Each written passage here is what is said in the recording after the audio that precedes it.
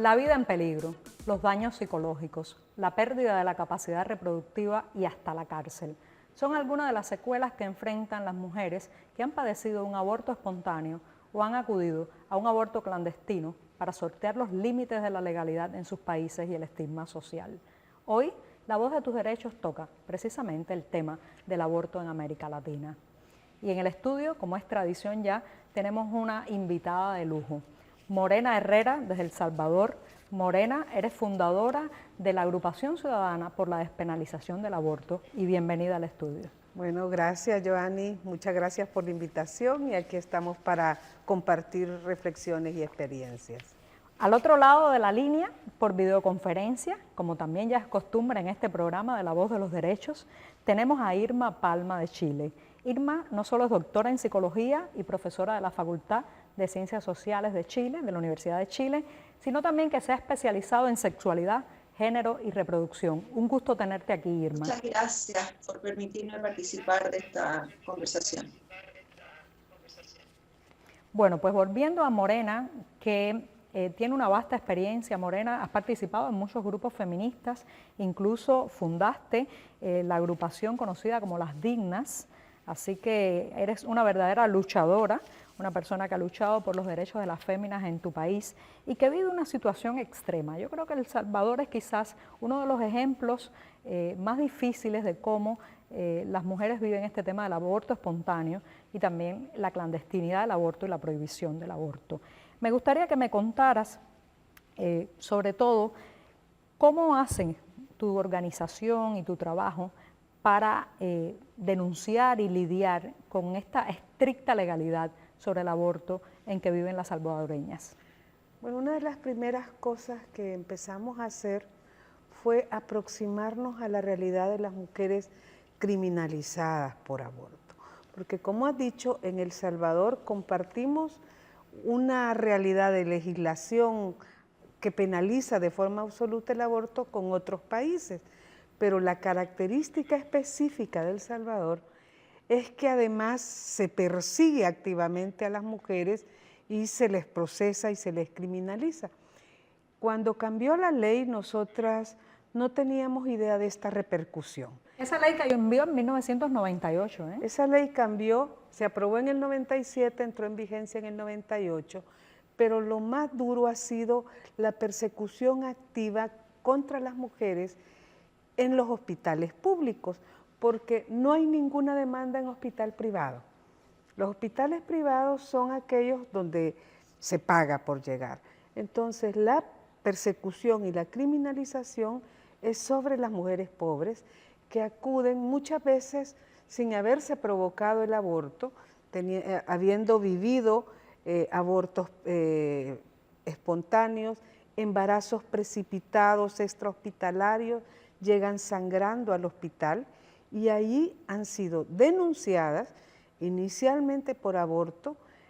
Muchas son esposadas a las camillas de las salas de emergencia de los hospitales y después en el proceso judicial les cambian el tipo de delito. Por homicidio, tengo entendido, Pasan ¿no? a ser acusadas de homicidio agravado, que tiene una pena de 30 a 50 años de cárcel en mi país. Ahora, yo recuerdo, he leído sobre un caso que se ha hecho muy famoso y una campaña que han llevado a cabo ustedes, de Libertad por las 17, una campaña incluso que ha tenido apoyo de Amnistía Internacional y que pide la liberación inmediata o el indulto por un grupo de mujeres que está precisamente tras las rejas por haber sufrido un aborto espontáneo o haber sido acusadas de un aborto premeditado.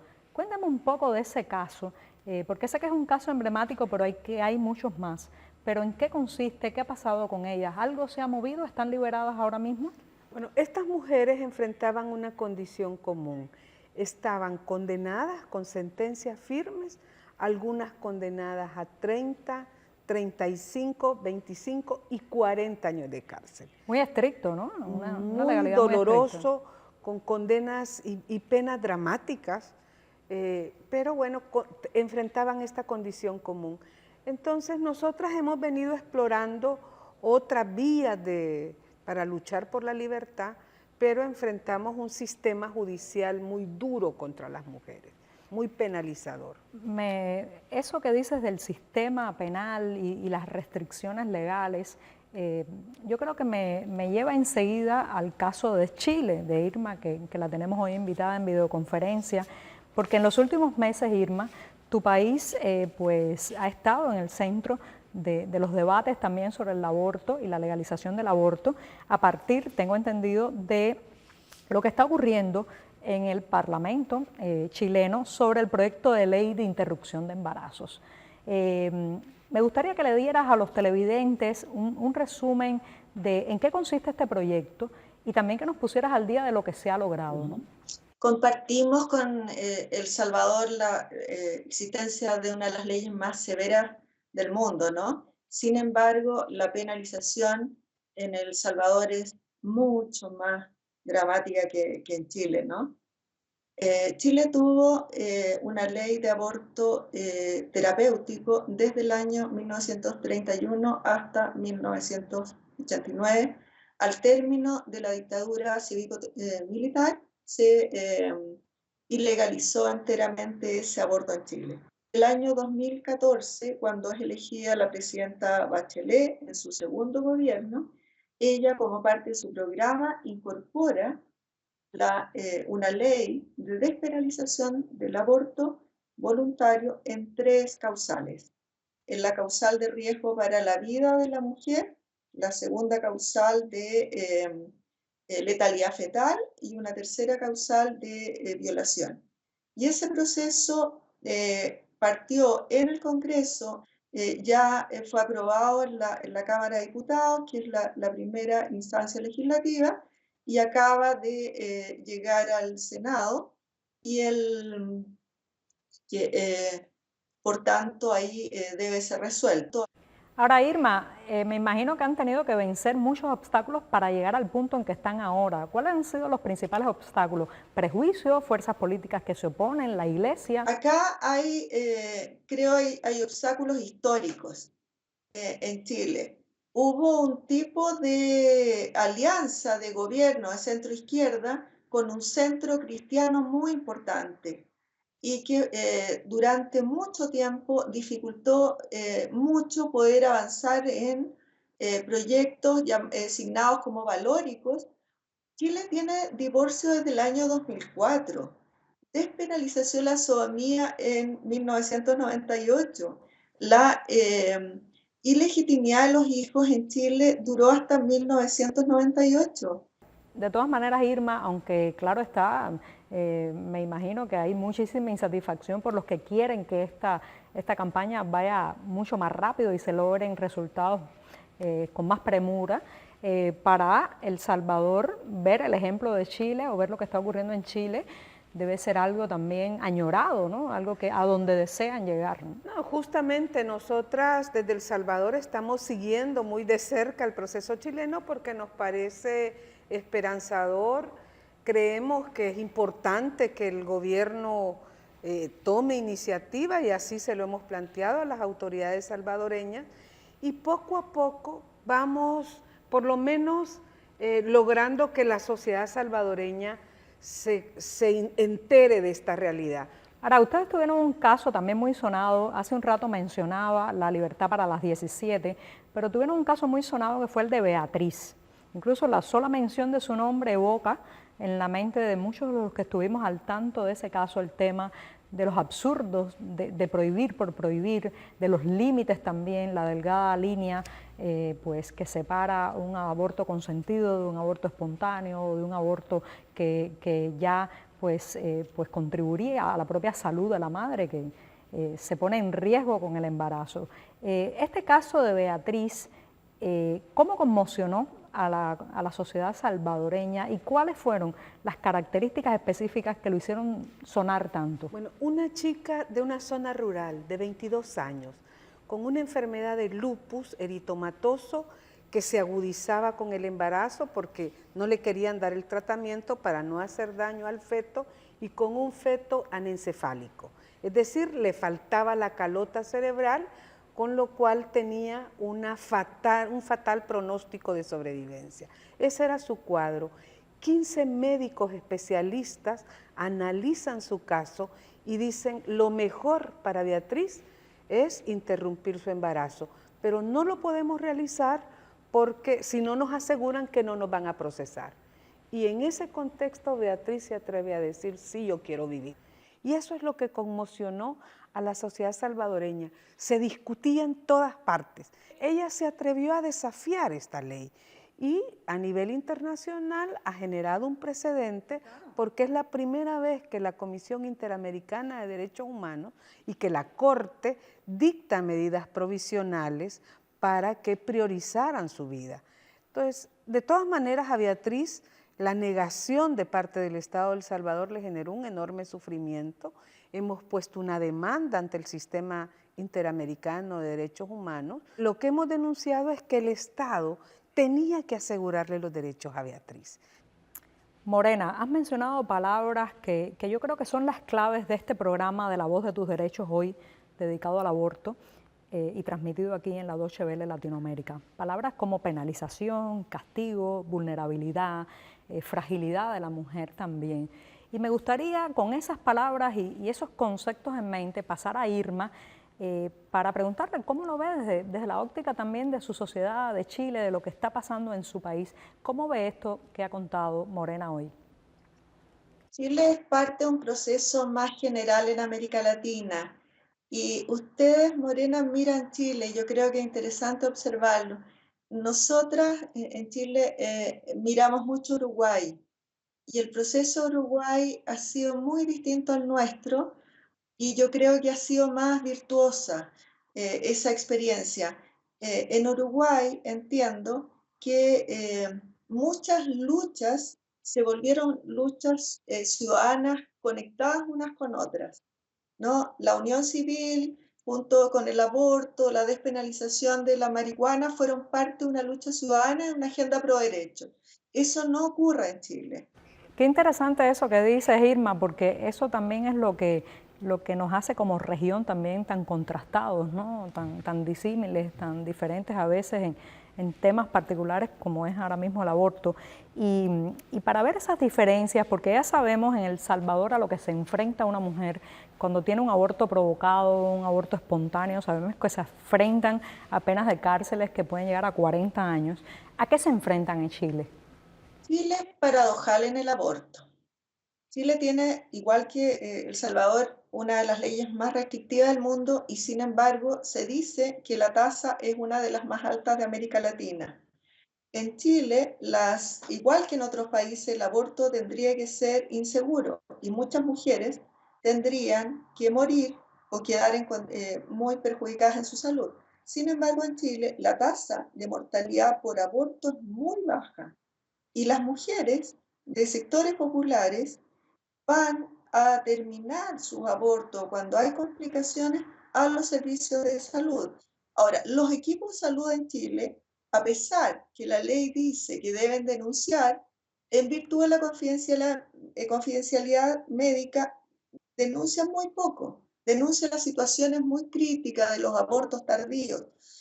Y todo eso así, por un lado, permite a las mujeres que el aborto sea menos inseguro, pero al mismo tiempo permite que una ley restrictiva se mantenga porque no se muestran las consecuencias negativas de una ley para una sociedad.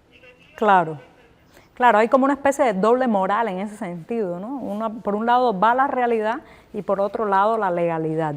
Y ahí vuelvo contigo, Morena, porque sé que en el caso de El Salvador y en muchos otros países de América Latina y del mundo, muchas mujeres al verse en esta situación, atrapadas en un embarazo que no desean, a veces son embarazos que son fruto incluso de una violación, recurren al recurso final, al más terrible y al más dramático, que es el suicidio. Te enfrentas mucho en tu trabajo de activismo y de promoción de los derechos al aborto de la mujer. ¿Te enfrentas mucho con casos de ese tipo? Bueno, en El Salvador, la segunda causa de muerte, ahora la primera, causa de muerte materna en edad de mujeres adolescentes es el suicidio. Lo que pasa es que las estadísticas a veces sirven para poner evidencia y a veces sirven para esconderla. Nosotras hemos llegado a esta información porque lo que aparece en la estadística es intoxicación por sustancias fosforadas que afectan a órgano blanco. ¿De qué se trata? Se trata de muchachitas adolescentes embarazadas, producto de violación en muchos casos. En mi país hay embarazos de niñas de 9, 10 años, 11. Qué dramático, ¿no? Que no son consideradas violaciones a pesar de que la ley dice que son violaciones. Pero bueno, esa es la contradicción. Pero lo que quiero decir es que llegamos al final, y ahora sí el Ministerio de Salud lo reconoce, de que el suicidio es una causa de muerte materna en adolescentes producto de la investigación que hemos realizado. Entonces, nosotros vamos generando evidencia. A nivel nacional, cuando se criminalizó totalmente el aborto, desapareció la estadística de aborto. No podemos dar los datos que está dando Irma sobre Chile porque no existen. Entonces, mágicamente desapareció la estadística de aborto en El Salvador. Sí, dices, se niegan a hablar o tienen temor de hablar, porque es que además de las consecuencias legales, está el estigma social. También. ¿Hay un estigma social fuerte alrededor de una mujer que aborta en Chile, Irma? Yo creo que la experiencia y las formas que asume el aborto en Chile expresan la desigualdad que hay en esta sociedad, que es enorme. Mi impresión es que en las nuevas generaciones, las mujeres de sectores altos y sectores medios han ido haciendo una opción del aborto, que es el aborto con medicamentos, ¿no? Y creo que hay una cultura allí que es donde el aborto tiene gran legitimidad. Mujeres migrantes, por ejemplo, indocumentadas en Chile, que vienen de Perú, Bolivia, otros países, deben sufrir las consecuencias del maltrato, el estigma sobre el aborto existente en los equipos de salud. Y en Chile, desgraciadamente, desde las organizaciones de mujeres, no existen como ocurren en otros países. No sé cuál es la experiencia, Morena, de El Salvador, redes de apoyo a las mujeres en la situación de aborto inducido, redes que apoyan, acompañan y forman a las mujeres para hacer un aborto seguro en condiciones clandestinas. ¿Existen esas redes en El Salvador? Existen estas redes en El Salvador de apoyo y de información sobre todo. También, en mi caso, me he encontrado con muchachas. Bueno, hace un tiempo atendimos a una muchacha que estaba desangrándose porque había ido a comprar pastillas al centro de San Salvador y lo que le habían vendido eran pastillas de soda cáustica. Entonces la encontramos en un lugar donde se alojan estudiantes universitarias, estaba desangrándose y si no llegamos a tiempo esa muchacha se muere. Posiblemente hubieran dicho que se murió por otras razones, pero preguntabas por el estigma y efectivamente yo creo que uno de los problemas es ese. Las mujeres pueden recurrir al aborto medicalizado, como ocurre en Chile, pero el estigma está presente y prefieren no hablar de este problema. Y es que de lo que se trata es de decidir por su vida, por su salud, por su, también por su proyecto de vida, en muchos casos. Por su vientre. Por su vientre también. La gente a veces considera eso como un asesinato, como un crimen. Entonces yo creo que ese es el estigma que hay que superar. Ahora, el estigma no solamente toca a estas mujeres, también a sus familias. Si tienen hijos anteriores, también el estigma cae sobre ellos. Sí. ¿Y cuán fuerte es? ¿Cuál es el rechazo? Bueno, a ver, el rechazo es muy fuerte y afecta, como dices, a sus hijos, a sus hijas. Nosotras recientemente hemos tenido un caso de una mujer que tuvo un parto precipitado extrahospitalario, que como muchas mujeres, como las 17, transitaron del hospital a la cárcel, que el expediente médico de la criatura que murió dice que murió por inmadurez fetal. Sin embargo, ella ya está acusada de homicidio agravado y posiblemente pueda ser sentenciada a 30 años, pero acabamos de lograr que le den libertad provisional o por medidas sustitutivas. Esta mujer tiene 35 años, 5 hijos vivos y está enfrentando ella y toda su familia su estigma. ¿Por qué hablo de qué es importante este caso? Porque la prisión preventiva es un concepto que aplica cuando se quiere prevenir la reincidencia de un delito. Claro. ¿Qué tipo de reincidencia de delito va a tener una mujer que está saliendo del hospital después de una crisis por un parto precipitado o por un aborto espontáneo? Bueno, me imagino, Irma, que a veces te encuentras en grupo de mujeres, me imagino también que muchas de ellas muy jóvenes, que te hacen preguntas, que te cuentan sus problemas. ¿Cuáles son los problemas y las dudas que más te encuentras entre las personas que les hablas precisamente de estos temas de reproducción? El desafío en Chile es cómo en casos de fundamentalmente sectores populares, los sectores más pobres, los niveles de prevención de riesgo en materia de sexualidad son dramáticamente bajos.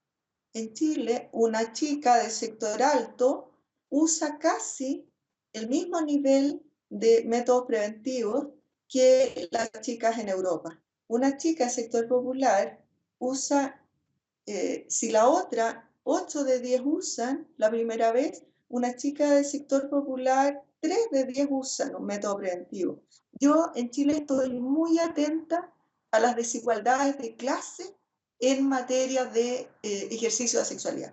Y nuestro esfuerzo durante todos estos años ha estado en trabajar intensamente con el sistema educacional público, donde van en Chile los y las estudiantes más pobres del país. Y El sistema educacional en Chile y la iglesia en El Salvador, ¿qué papel ha tenido en todo esto? ¿Cómo ve el trabajo de organizaciones como esta organización ciudadana pro despenalización del aborto? Bueno, yo creo que es importante diferenciar en las iglesias las jerarquías de la feligresía. Muy bien. La jerarquía se opone abiertamente, las feligresías empiezan a cambiar. En El Salvador, alrededor del 58% de la población, tanto católica como protestante o evangélica, está de acuerdo con que el aborto se despenalice cuando peligra la salud o la vida de las mujeres. Las jerarquías se oponen, pero yo ahí pienso, ¿qué moralidad tiene una jerarquía si por otro lado cada día se van poniendo en evidencia cómo ellos violan los derechos de niños, de niñas, abusan? Entonces, para mí es importante que trabajar con las iglesias y abordar también el problema de que no tienen autoridad moral esas jerarquías para juzgar a las mujeres como las juzgan, porque las condenan por un lado, pero por otro lado abusan de ellas. En El Salvador, por ejemplo, recientemente un jerarca de la Iglesia Católica, que por otro lado ha promovido el reconocimiento de Monseñor Romero como santo, salió que tenía más de 17 años de abusar de una muchacha. En el caso de Irma y de Chile, me gustaría preguntarte si crees que algún tipo de cambio político va a frenar o acelerar este proyecto que están llevando y discutiendo en el Parlamento. Existe un tribunal constitucional que viene también de la dictadura, la constitución de la dictadura. Y ese tribunal sanciona del punto de vista de lo que estima que es constitucional y lo que es inconstitucional. La Constitución en Chile dice que protege la vida del que está por nacer. No dice que el que está por nacer tiene derecho. Y por tanto, el alegato del Estado y de del gobierno y de las organizaciones es que no es inconstitucional en Chile. ¿Qué va a ocurrir? Es que en algún momento de este proceso, va a ser seguramente después del Senado, la derecha lo va a llevar al Tribunal Constitucional. Y es altamente probable que allí se pierda. Ahora, ¿qué podría ocurrir con eso? Por un lado, que ganó culturalmente la sociedad chilena. Es cierto que habrá un grupo de mujeres que no tendrá acceso por este momento al aborto. Sin embargo, abrirá un debate político mucho más general sobre esto. Sí, ya el debate está abierto y eso es muy positivo. Entonces, Irma, te agradezco muchísimo la participación. A ti también, Morena, han sido testimonios impactantes, con fuerza.